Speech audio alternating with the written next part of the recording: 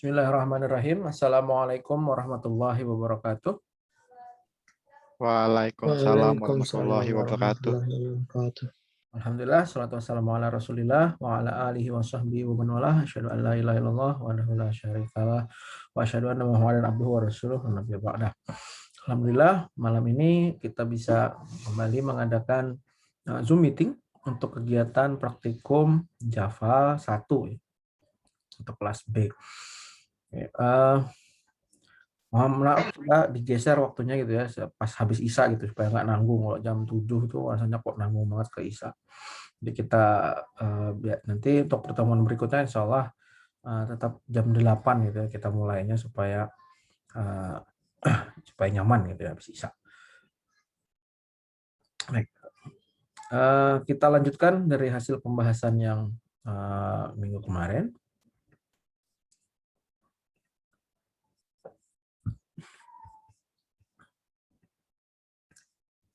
Oke. Terakhir kita kemarin sudah buat sampai input dengan scanner dan input dengan input dialog, yang mana kita buat semua dengan menggunakan Notepad. Nah, hari ini kita lanjutkan dengan membuat project Java tapi menggunakan sebuah IDE atau Integrated Development Environment dengan nama IntelliJ ini ya. IntelliJ IDEA. Jadi kalau untuk urusan IDE di Java ini lumayan banyak pilihannya. Ada IntelliJ, ada NetBeans yang saya lihat kalau kita kebanyakan NetBeans ya paling kayaknya lumayan populer kalau di lingkungan kita. NetBeans, ada IntelliJ, kemudian Eclipse. Eclipse juga lumayan populer. Selain itu juga sebenarnya masih banyak lagi yang lain. Cuma yang sering didengar itu memang 3 ini. Nah, ini IntelliJ IDEA adalah digunakan untuk mengembangkan aplikasi Java. Jadi ya tadi karena fiturnya modern, jadi agak berat kalau yang laptop lama mungkin ya, yang RAM-nya masih 2 GB, saya kira agak berat memang menggunakan. Bahkan NetBeans sendiri berat juga kalau untuk laptop dengan RAM masih 2 GB ya. Nah, lain kali jadi kalau yang merasa laptopnya masih dalam spek yang rendah, jadi diingatkan bahwa investasinya Anda sebagai orang IT ya di laptop, jangan lalu malah beli handphone mahal-mahal, RAM-nya lebih gede daripada laptopnya, kan nggak lucu. Nah, tapi kalau memang yang belum ada ya nggak apa-apa, cuma prioritasnya jangan ke yang lain gitu ya, karena ibarat kalau prajurit yang perang ya senjatanya ya laptop ini, kalau laptopnya aja nggak ini kan ya laptop. Diprioritaskan lah gitu ya, karena ini yang akan Anda pegang sehari-hari, yang akan digunakan untuk bekerja. Baik, nah ini untuk tampilannya, saya kebetulan pakai versi berapa nih terakhir. Oh, ini kemarin sudah saya update. Jadi di IntelliJ yang saya pakai udah versi 2021.1. Kalau kita buka di webnya IntelliJ ya, JetBrains terakhir versinya adalah 2021.2, padahal baru kemarin saya update, ternyata sekarang sudah 2021.2. Oke, biasanya minor-minor aja sih perubahannya. Nah, cuma ini kalau kita lihat ini buka seperti ini karena saya sudah sudah punya project sebelumnya. Kalau Anda yang baru install mungkin berbeda tampilannya. Oke, coba saya tutup dulu projectnya. Nah, harusnya ketika awal tampil ini masih kosong karena kita nggak punya riwayat project. Kemudian ini bisa kita customize temanya. Saya kalau lagi kerja, saya pakai Darkula biasanya yang gelap, ini supaya matanya nggak capek. Kalau untuk ngajar tentunya pakai yang terang gitu ya, kasihan mahasiswa kalau nggak lihat nanti. Nah, atau fontnya Anda bisa customize. Pluginnya nih kita nggak pakai plugin dulu, masih yang standar. Kemudian, nah ini ada fitur atau menu untuk belajar. Jadi belajar mandiri dia punya buatkan fitur untuk Anda latihan sendiri. Cuma memang dalam bahasa Inggris. Cuma kalau dalam bahasa Inggris tapi bisa dikopas kan, Anda bisa kopas saja ke Google Translate. Kalau malas nanti bisa diterjemahkan. Baik. Nah, untuk bagian project kita buat new project. Bisa juga sebenarnya kita pakai get from VCS, misalkan kita mau clone atau mau project yang ada di internet, kita bisa lakukan menggunakan Git from VCS, atau open untuk kalau programnya atau projectnya sudah pernah kita buat. Tapi dalam hal ini karena kita baru bikin, oh ya di sebelah sini ada setting, macam setting juga, saya nggak pernah pegang ini. Kita new project aja. Nah, di sini muncul pilihan, ada pilihan versi Java-nya. Nah, di sini dilihat kalau Java version ini adalah bawaan dari IntelliJ-nya, sedangkan OpenJDK ini yang saya install sendiri di laptop. Kemudian ada Maven dan Gradle, ini ada fungsinya nanti untuk manajemen manajemen plugin lah gitu ya, manajemen library. Kita nggak pakai dulu, nanti kalau sudah terkait dengan basis data mungkin kita pakai. Nah, kalau Java EveX ini Java sebenarnya yang paling modern gitu ya, tampilannya pun nggak boring. Tapi entah kenapa popularitasnya kurang sekali, padahal paling powerful atau paling keren tampilannya cuma di Java EveX ini. Tapi semua build berbasis teks gitu ya, nggak bisa drag and drop kayak di NetBeans. Android, jadi bisa Anda langsung sekalian kalau mau install SDK-nya di sini kita bisa jalankan aplikasi atau membuat aplikasi Android. Plugin, Groovy, library juga. Nih Kotlin. Nah ini kalau yang tertarik dengan bahasa yang digunakan di Android Studio, ini ada namanya Kotlin. Kalau trennya sekarang Kotlin ini semakin menyebar ke sana kemari, bahkan sampai ke web, sampai ke desktop. Nah jadi memang menarik. Sintaksnya mirip Java tapi jauh lebih ringkas. Nah, karena itu makanya sangat diminati sekali. Tapi karena kita kurikulumnya Java, ya kita Java dulu. Oke, pilihannya di atas ini Java. Kemudian kita nggak pakai library, langsung aja next. Ini untuk kalau aplikasi kita menggunakan command line, kita nggak. Next. Nah, baru di sini kasih nama. Nama projectnya suka-suka Anda saja. Kalau saya kasih nama sesuai dengan nama praktikumnya. 2020 genap Java 1 B. Ini kalau di GitHub-nya udah kemarin.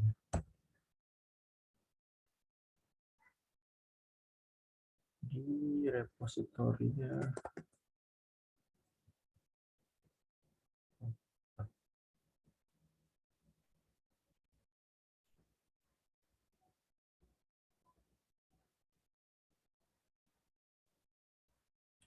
Oke, 2002. Nah, ini ada praktikum Java 1B ya. Ini sudah ada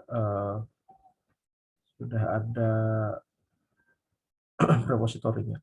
Tapi ini karena berbeda dengan yang kita kerjakan di pertemuan sebelumnya, kita buat baru aja 202 praktikum Java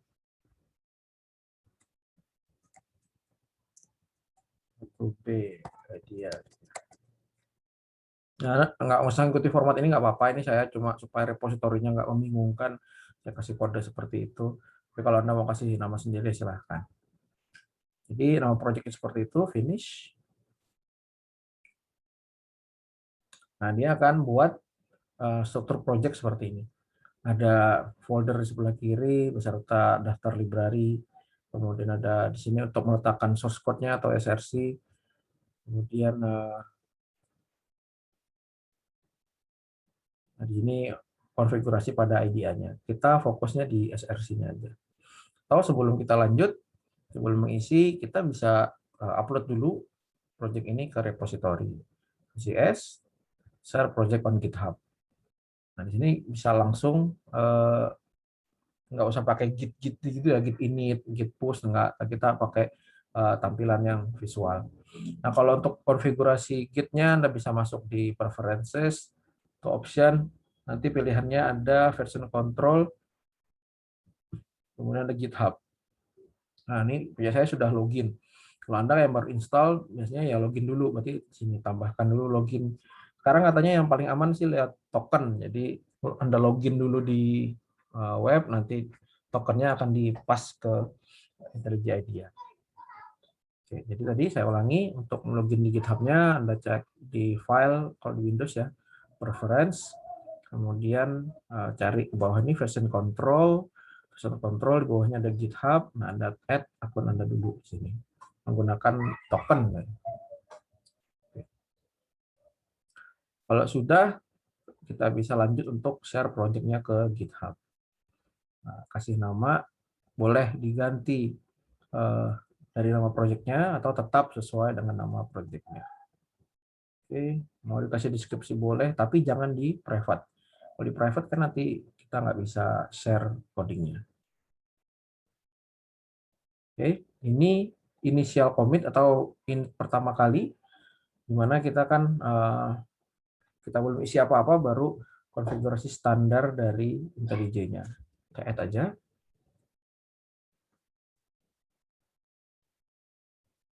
Oke, successfully sudah ya. Kemudian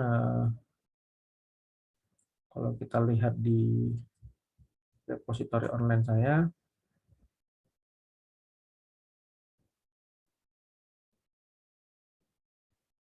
nah sudah ada ya. Jadi kita tidak diribetkan menggunakan perintah git add titik git commit dan seterusnya. Baik.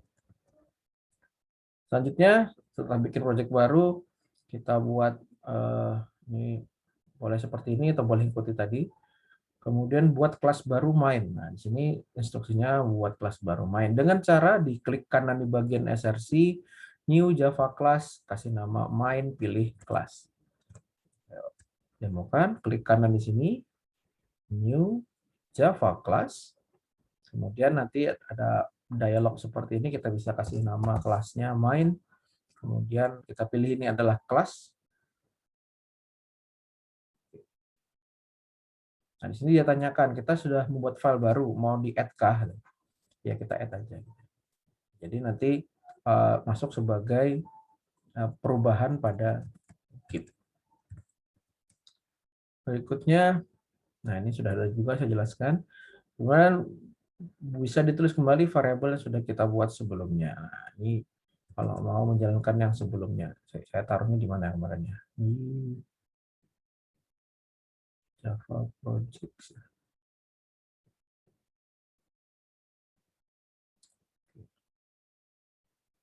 Nah, di sini dia langsung otomatis mengenali untuk bisa di open with IntelliJ.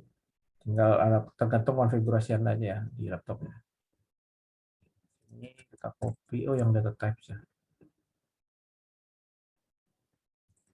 Kalau kita buka langsung seperti ini, dia buka tapi posisinya bukan pada project yang sedang kita jalankan. Makanya tadi saya buka pakai Notepad, kemudian saya copy aja isinya, kemudian paste di dalam new, kita buat file baru, new Java class, data types. Juga, nah, sama ya. Bedanya adalah kalau di IntelliJ IDEA kita banyak sekali dibantu ketika menuliskan source code. Misalkan saya menulis string, nah dia langsung bantu ini apa string gitu ya, tinggal pilih, kita tinggal enter. Kemudian kalaupun kita salah ngasih namanya seperti ini pakai S kecil, maka dia kasih pesan ada tanda merah gitu ya bahwa ini salah. Nah, gitu ya. Jadi ini jauh mempermudah pekerjaan kita ketimbang menggunakan Notepad. Kemudian untuk proses ini juga untuk mengimpor. Nah, impor ini kita bisa tidak usah tulis, kemudian kita pas menulis scanner seperti ini, bisa dilakukan Alt Enter, dia akan memilih, kita bisa pilih import untuk mengimport kelasnya. Oke, kemudian ya kurang lebih sih itu. Jadi karena dengan IDE jauh lebih mudah pekerjaan. Di sini kita bisa run. Kemudian hasilnya kita bisa lihat di bagian bawah, input nama depan. Gitu ya. Nah, input nama tengahnya. Oke. Jadi sama persis dengan yang kita buat kemarin, tetapi dengan menggunakan IDE jadi jauh lebih mudah menulisnya itu ya, karena banyak bantuannya. Oke. Oh, ini saya nulisnya kalau di modul disuruh menulis di kelas main, bukan kopas kayak saya tadi ya. Oke, kita buat di main. Anda lihat kalau di Notepad kemarin kita harus menuliskan sendiri kan public static void main. Kalau di ini tinggal di svm tab selesai. Kita bisa tuliskan tadi string nama depan. Nah, gitu. Jadi sepahadangan ya. Sementara kita mengetik, dia mengevaluasi juga apa yang kita tuliskan sehingga kita bisa memastikan coding yang kita kerjakan benar atau salah. Kemudian, nah ini kan kalau belum ada titik koma, ini sudah ada merah. Nah inilah salah satu yang membuat kenapa Java tuh lebih nyaman ketimbang kita pakai kayak PHP atau JavaScript. Karena walaupun sekarang bisa bisa dikerjakan juga oleh PHP JavaScript, tapi ini kalau Java belum dikompil ketahuan udah errornya, nggak menunggu compile dulu baru jalan.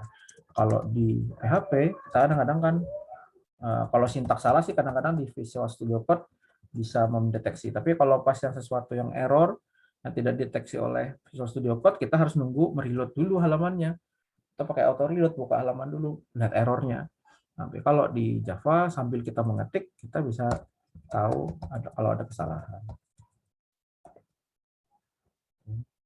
Nah, ini juga memudahkan, membantu Anda untuk meyakini bahwa ini kalau komanya pakai huruf besar apa pakai titik apa pakai koma gitu ya. Karena kalau konfigurasi OS-nya bahasa Indonesia kadang-kadang pakai koma. Oke. Nah, kemudian untuk sistem out print learn kita bisa pakai shout. Tidak usah ditulis semua, tapi kita pakai shortcut-nya shout. Nah, dan ini juga ada autocomplete untuk membantu penulisan source code.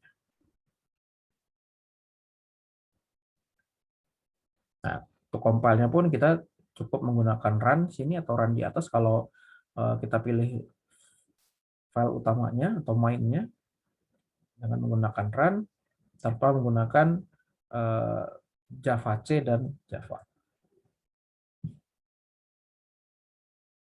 Oke.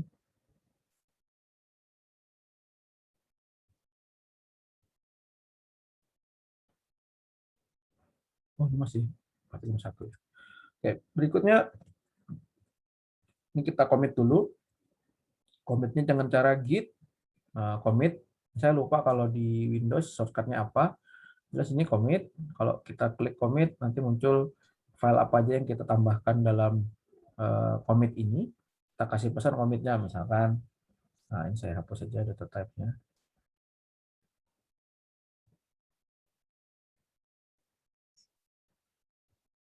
Oke, jadi pas kita commit, ada dua file, ini VCS untuk kontrol sistemnya, tapi yang kita rubah kan yang main, bahwa bertambah satu file.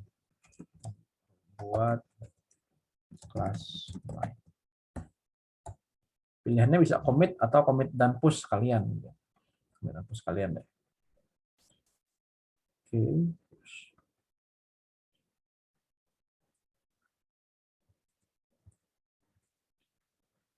Berikutnya kita lakukan contoh di sini adalah membuat operasi string. Kalau kita perhatikan betul-betul di daftar variabel yang kita buat di sini, string ini punya karakter yang sedikit berbeda. Yang lain semua berwarna biru kan, dan yang lain semua diawali huruf kecil. Berbeda dengan string, dia menggunakan awalan huruf besar. Nah, ini terjadi karena memang string itu bukan tipe data primitif, bukan tipe data asal, tapi tipe data turunan dari char. Anda bisa lihat di situ di modul bahwa kalau kita buat array dari char seperti ini, kemudian bisa kita konversi dalam string dengan menggunakan perintah seperti ini. String uniska string new string uniska char. Oke, misalkan masih lanjut di bawahnya. Misalkan kita buat char. Jadi di sini kurung kotaknya bisa di sini, bisa di belakang ya, gitu misalkan. Dua-duanya boleh. Jadi baik kurungnya di variabelnya ataupun di tipe datanya, dua-duanya boleh. Jadi misalkan kata Uniska itu terdiri dari huruf U, kemudian N, karena dia char, dia hanya mampu menyimpan satu karakter aja, U, dan petiknya pun petik satu ya, N, I,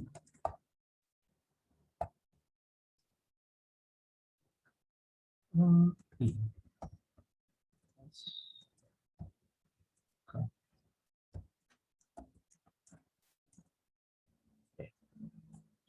Jadi kita bisa lihat bahwa variabel Uniska char ini adalah array dari karakter. Kita bisa konversi ini ke dalam string.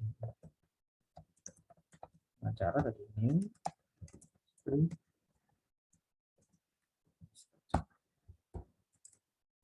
Sehingga kalau kita print dan kita tampilkan Uniska string, ini adalah tipe data string. Kalau yang kita print adalah char,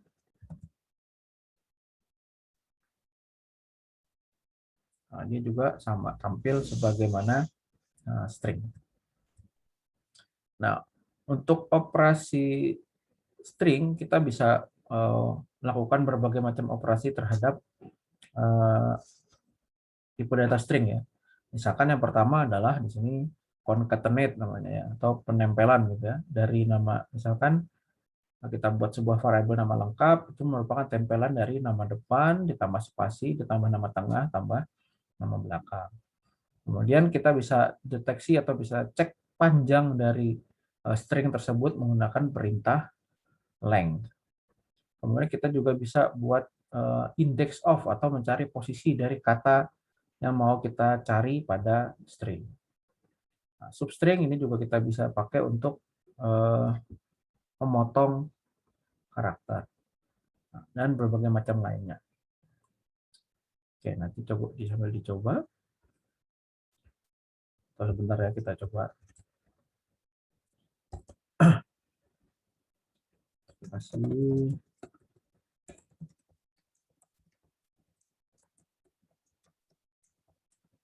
Ini kemudian kita buat string lengkap.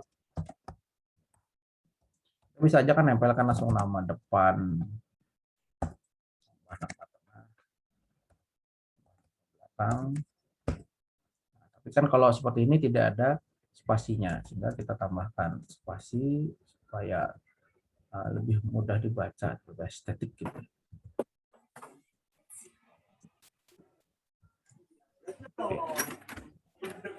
Oke, nama lengkap.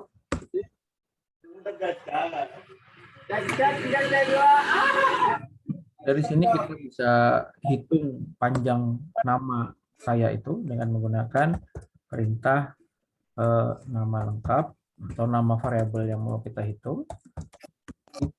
Praktikum Jing. Kau aja bang, sambil ini aja direct bobros ini juga. Mic-nya nyala. Ya. Kita coba menggunakan length. Nah, Apa lagi di luar pak? Ya. Oke, kalau length ini fungsinya adalah untuk menampilkan panjang dari karakternya. Kita cek. Nah, 20. Lihat ya, 5 tambah 1 6 tambah 4 10 tambah 1 11 tambah sisanya ini 9 20. Berarti pas dihitung 20 karakter termasuk dengan spasinya. Jadi fungsinya length tadi untuk menghitung jumlah karakter. Kemudian kita bisa melakukan index of untuk mencari indeks dari kata yang mau kita cari. Misalkan index of di situ miss ya. Nah, kita dapatin di situ -1 karena tidak ditemukan ada kata miss. Yang ada adalah pada Uniska string. Ya kan?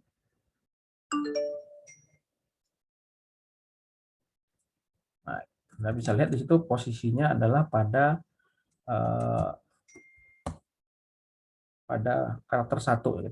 Tes lagi, kita bandingkan. Kalau pada nama lengkap, -1 karena dia nggak menemukan kata nis. Kemudian pada Uniska string dia menemukan kata nis, ini indeksnya pada posisi 1. Karena kalau 0 kan yang pertama itu di U, kemudian yang kedua atau yang 1 adalah N dan seterusnya. Berikutnya ada substring. Nah, di sini Anda perhatikan dua-duanya perintahnya substring, tetapi yang satu dengan satu argumen atau dengan 2 argumen atau parameter. Jadi kita bisa bandingkan di situ dulu. Misalkan nama lengkapnya pertama adalah kita gunakan substring lengkap substring 5.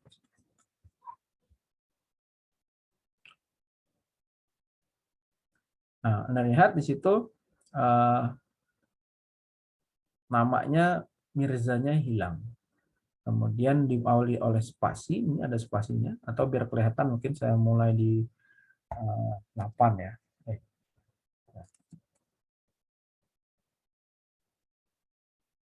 Nah, di sini mulainya dari G. Karena ini adalah 0, 1, 2, 3, 4, 5, 6, 7. Jadi sampai indeks ke-7 tidak dibaca, dimulai di substring berarti dimulai dari indeks ke-8. Makanya tampilnya adalah G Kurniawan. Oke. Berikutnya yang 2 argumen atau 2 parameter, tentunya kalau sama G gitu ya. Kan saya kasih misalkan 8,12. Nah, kita lihat di sini dimulai dari indeks ke-8 sampai berakhir di 12. Tapi 12-nya nggak masuk. Jadi 8, 9 huruf Y, 10 spasi, 11K, 12 U. Karena karena 12-nya U-nya ada di 12, jadi U nggak ikut. Sehingga sisanya adalah huruf K saja. Nah, substring fungsinya nanti untuk motong-motong string gitu ya. Anda bisa coba sendiri aja, replace ini untuk mengganti string yang yok jadi var misalnya. Itu uppercase sesuai dengan namanya itu untuk membuat ke uppercase atau huruf besar, lowercase huruf kecil, char add untuk mencari posisi pada char tertentu. Kemudian ini split, ini fungsinya untuk split data atau menjadikannya dalam bentuk array menggunakan regex apa yang mau kita gunakan. Coba saya demokan ya, string nama array sama dengan lengkap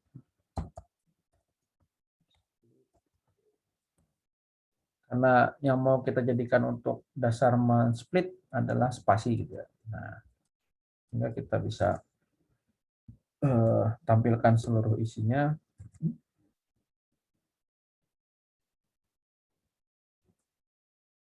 Array ini. Kita gunakan for untuk menampilkan seluruhnya. For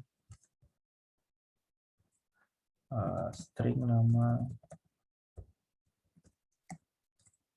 untuk setiap nama dalam nama array gitu ya. Nah, kita tampilkan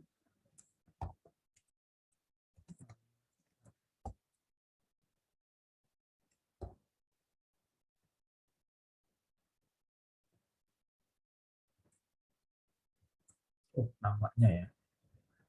Karena nama array kan arraynya, kalau kita ambil nilainya dari array tadi nama.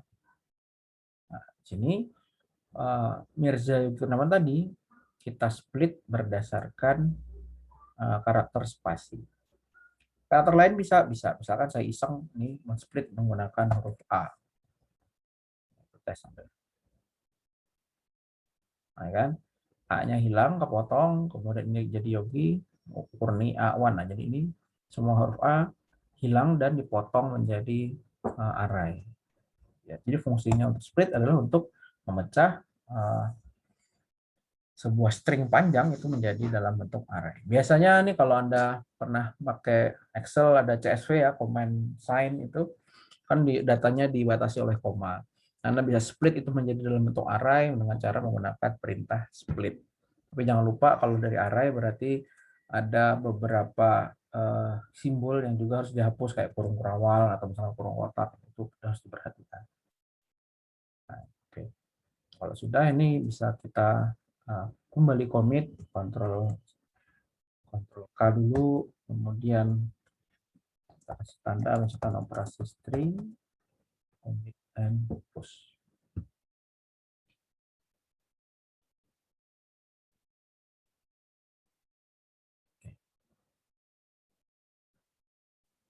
Nah, ini Anda bisa lihat di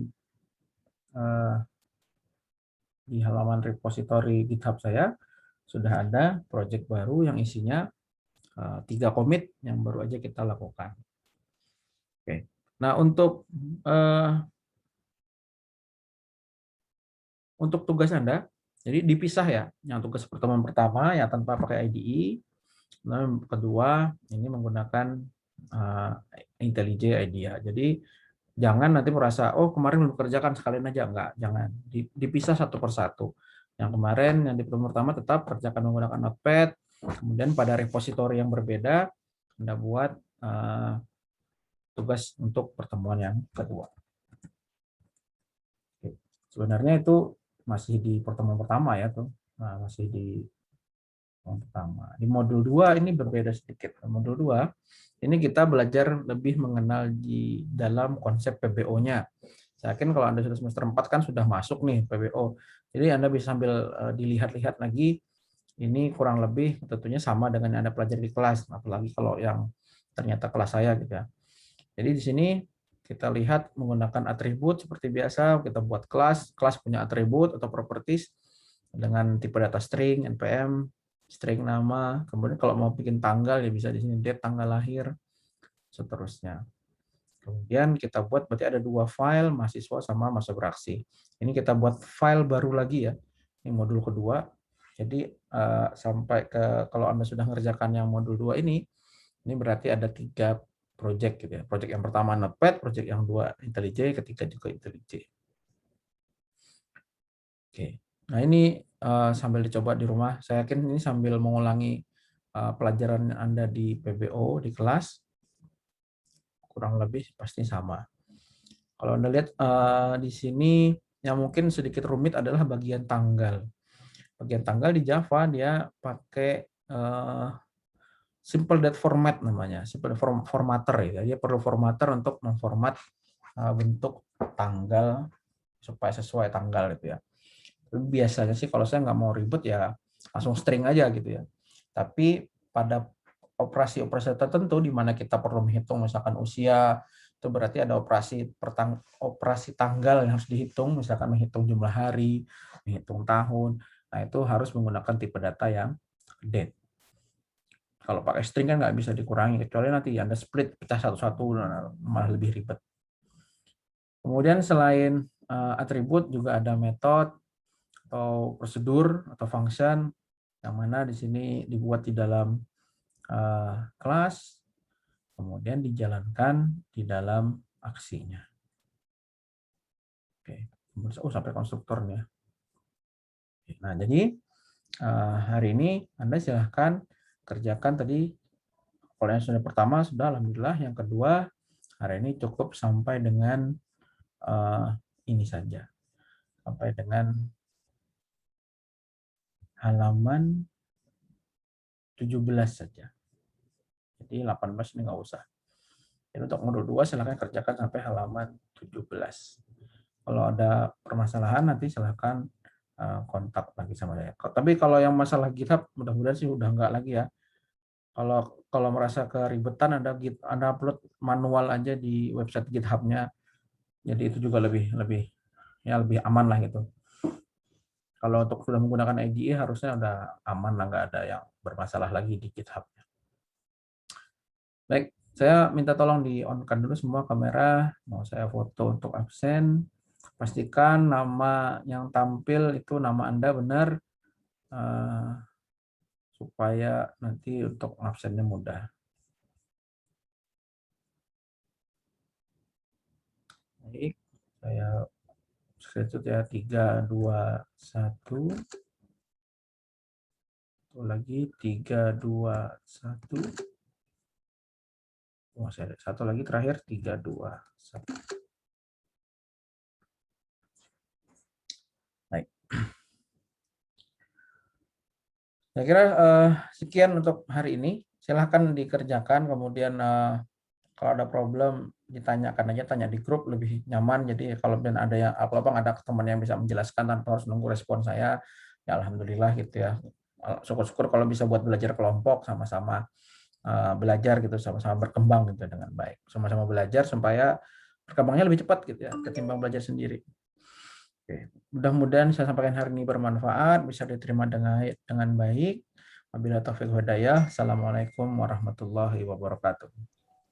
Waalaikumsalam warahmatullahi Waalaikumsalam wabarakatuh. warahmatullahi wabarakatuh.